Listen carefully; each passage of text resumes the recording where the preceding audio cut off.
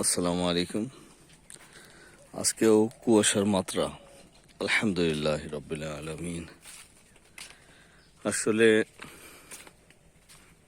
আল্লাহ তাআলা নিয়ামত। এই কুয়াশা ভেদ করে আবার একটু পরে সূর্যর আলো সবার ঘরে ঘরে চলে যাবে।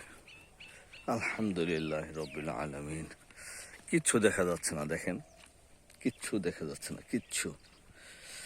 এদিকে আল্লাহ কিছু বান্দারা এই যে দেখেন অপেক্ষা করতেছে খাবার দাবার, তারপরে কি বলে, এই যে আল্লাহর বান্দারা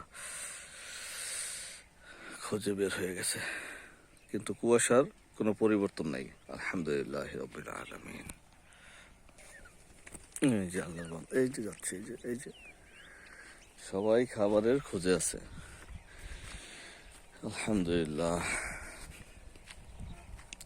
কি ঘুটঘুট অন্ধকার, কিচ্ছু দেখা যাচ্ছে না, কিচ্ছু। এই যে সরিষা ক্ষেত দেখেন, কিন্তু কাছে আসছি, একবারে কাছে, তারপরে দেখা যাচ্ছে, একদম কাছে আসছি।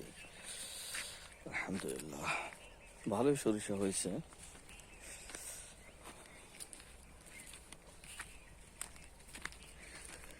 মোটামুটি শীতও ভালোই লাগতেছে। শীতের আসলে গুরুত্ব বা মূল্য শীত না আসলে বোঝা যায় না। এই যে হচ্ছে আবার ধানের চারা, সবারই ধানের চারা বড় হয়ে গেছে।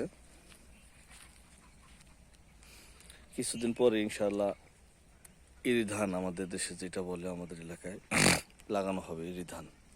ইরি ধানের চাষ করা হবে, তখন আবার এগুলো উঠানো হবে। সবাইকে সকালের ভালোবাসা জানিয়ে শেষ করবো। ওকে, আসসালামু আলাইকুম রহমতুল্লাহ।